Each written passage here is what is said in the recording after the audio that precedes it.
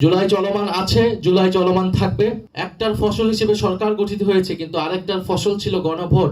সেই গণভোটের গণরায় এখনো বাস্তবায়ন হয়নি। আমরা ভারতের আধিপত্য মেনে নিব না, আমেরিকার আধিপত্য মেনে নিব না। জুলাই গণ অভ্যুত্থান যেটা শুরু হয়েছিল, এই জন্য আজকের শিরোনামটা যেটা চলমান বিপ্লব, আমরা মনে করি জুলাই চলমান। জুলাই চলমান আছে, জুলাই চলমান থাকবে।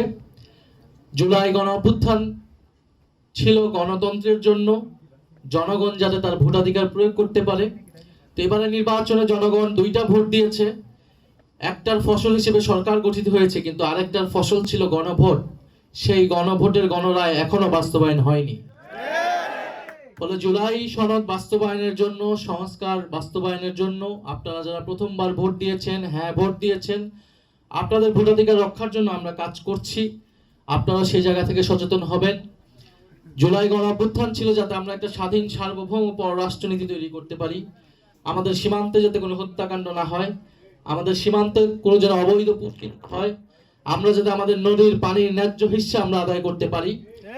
ফলে আমরা কারো আধিপত্য মেনে নিব না, আমরা ভারতের আধিপত্য মেনে নিব না, আমেরিকার আধিপত্য মেনে নিব না।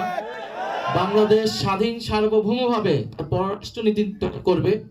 এটা ছিল জুলাই গণ অভ্যুত্থানের অনুপ্রেরণা। জুলাই গণ অভ্যুত্থান ছিল বৈষম্য বিরোধী ছাত্র আন্দোলন, অর্থাৎ সমাজের যে অর্থনৈতিক বৈষম্য, তরুণদের কর্মসংস্থান। বিশ্ববিদ্যালয়কে অবশ্যই, রাষ্ট্র এবং বিশ্ববিদ্যালয়কে তরুণদের কর্মসংস্থান নিশ্চিত করতে হবে। এবং এই সরকার বলেছে যারা 1 কোটি কর্মসংস্থান নিশ্চিত করবে 18 মাসে। আমরা দিন গুনছি, 5 মাস গিয়েছে। ফলে আমরা খুশি হব যদি তারা এটাতে সফল হয়, কারণ তরুণদের কর্মসংস্থান একটা বড় জায়গা ছিল এই গণ অভ্যুত্থানে সংগঠিত হওয়ার পিছনে তরুণদের। এবং বিশ্ববিদ্যালয় থেকে যেহেতু এই গণ আন্দোলন, গণবিদ্রোহ শুরু হয়েছিল, ফলে বিশ্ববিদ্যালয় সংস্কার অত্যন্ত জরুরি। বিশ্ববিদ্যালয় প্রশাসনকে তার ব্যক্তিগত রাজনৈতিক মূল্যবোধ থাকতে পারে, কিন্তু যখন তিনি প্রশাসনে আছেন তাকে অবশ্যই নিরপেক্ষ আচরণ করতে হবে, শিক্ষার্থী বান্ধব আচরণ করতে হবে। আমরা বিশ্ববিদ্যালয় প্রশাসন থেকে এই প্র্যাকটিসটা চাই, বিশ্ববিদ্যালয়ে যাতে গণতান্ত্রিক মূল্যবোধ থাকে, চর্চা থাকে। কারণ বিশ্ববিদ্যালয়ের ছাত্রদেরকে যেই সরকার ভয় পাবে না, তখন আমরা বলবো যে দেশে আসলে কোনো গণতন্ত্র নাই। এবং যারা ভয় পায় নাই অতীতে, তাদের পরিণতি আমরা দেখেছি, তারা ইতিহাসে রাস্তা করে নিক্ষিপ্ত হয়েছে।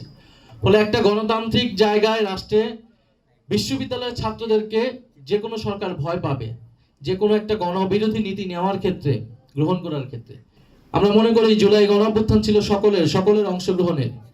এবং এটা বিএনপি, জামাত, এনসিপির না, এটা রাজনৈতিক দলের মধ্যে ভাগবাটোয়ারা না, কেবল এটা জনগণের আন্দোলন, জনগণের গণ অভ্যুত্থান, সাধারণ শিক্ষার্থীদের গণ অভ্যুত্থান। সেই কন্ট্রিবিউশন গুলো যদি আমরা তুলে ধরতে পারি, ইনশাআল্লাহ আমরা মনে করি এটা আপনাদের জন্য অনেক সহায়ক হবে।